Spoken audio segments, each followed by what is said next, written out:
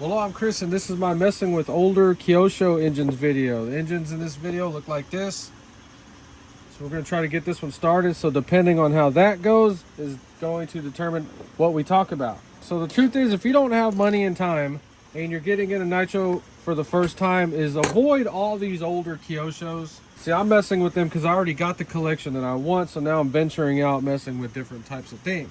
So I paid $102 for this car, and the engine on it was actually screwed up.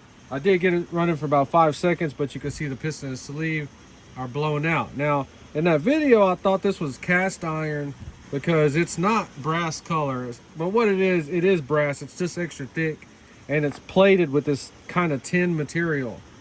So then what sucks about these old plated ones is that the plating comes off, and then pieces of it go in there and score your bore up. So this one has 3 scratches on it. That's the first thing the guy asked me, is how scratched up is that inner bore? So I said, KYOSHO, I'm not sure if this is a 0.10 or 0.11. So the piston will go in with that side of the bushing towards the crank. Same thing with that little white dot towards the crank. And the sleeve, there is no place on the block. You just run it to the little starter shaft right here, that way, and everything should be aligned. This engine came with the car. I paid $55 on eBay for this one, and I'm able to make at least one engine. But the good thing about this one is the piston and sleeve it came with is a natural even wear. So they're gonna be able to resize this one. And it does not have any hard scoring on it. So if you find one of these plated sleeves, you better take it apart, make sure it doesn't have little pieces of it coming off. This one does not at all in any way. So that engine right there, the pinch went up to about right there. So we should be able to get it started 100%.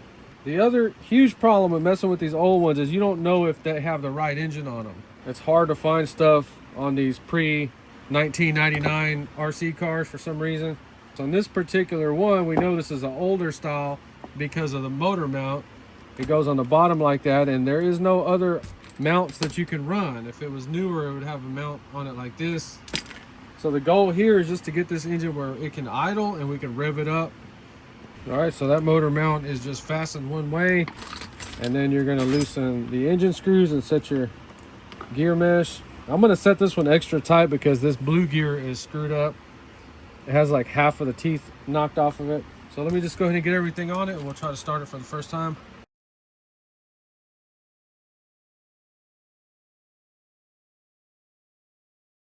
So here we have an engine that we don't know anything about. We don't know the carburetor settings, idle gap, anything.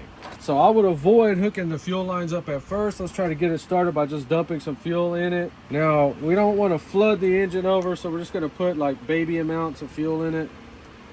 I'm just going to put some random glow plug in it. And like I said, this engine should start up.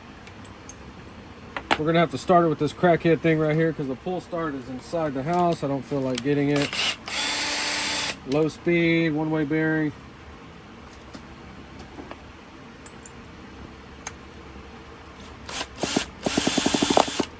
It popped.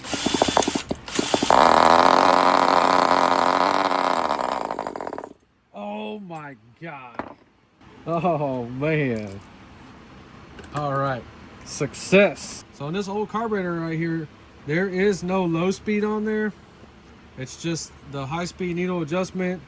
Fuel goes in right there. So after that test right there, we're good to go ahead and run fuel to it. So the one-way bearings were good on both engines, so we can just reuse that. I'm actually really happy right now. All right, that clears everything. That was another concern of mine. You really don't understand how happy I am that that thing started up like that. So that means that these Nitros have always started good. It's just that people just don't know what the hell they're doing. And that still bothers me. I still see it. You know, and I finally figured out why people all hate on each other is because Nitro is a self-taught thing. There's no college for Nitro RC, so everybody's self-taught. People are not going to admit their lack of intelligence. They're going to act like, well, I started one, I ran one, now I know everything about it. So whatever they started doing, or mainly what their first model they messed with, that's what they know. So they can see you do anything that they don't agree with and they think they need to comment and help you out. I only comment on people's videos that are truly lost. Like they truly, you can tell they have no idea what they're doing. And that's fine. That's, you know, and there's nothing wrong with that. I love when people help me out with stuff I don't know anything about. But the problem is they don't even care if you know what you're doing. They just want to correct you. All right, we're gonna run 20%. I hope that works. All righty, let's give it a little drink. Damn, bro.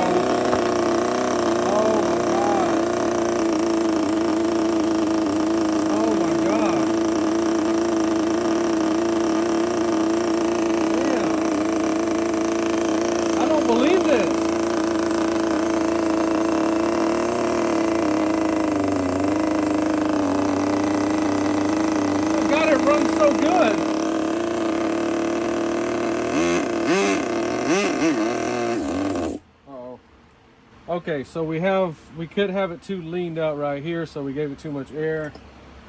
So always try to figure out what the hell happened. Start rinsing it up.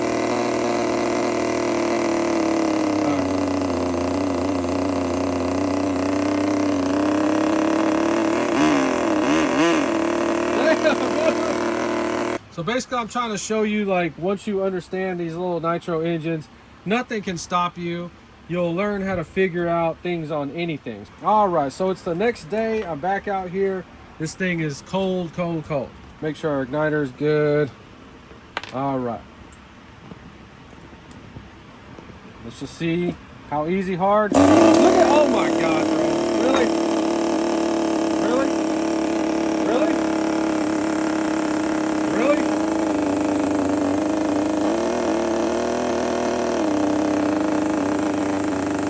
It hasn't run this good yet.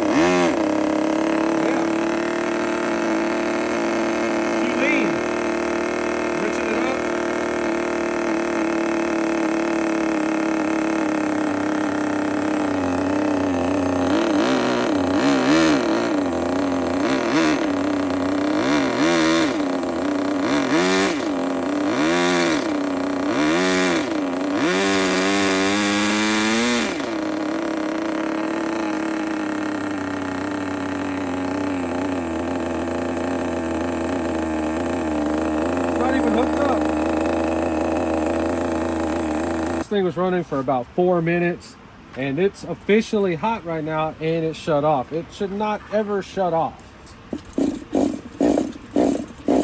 Okay, so I mean, we are running super rich back here, but it still should not have shut off, and if it did, it should have started back up. So let's go ahead and pinch the fuel line, and maybe it's flooded.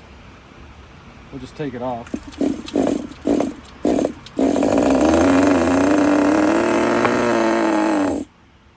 Running out of fuel. I don't know, man. Maybe it started. All right. Well, let's lean it out a little bit.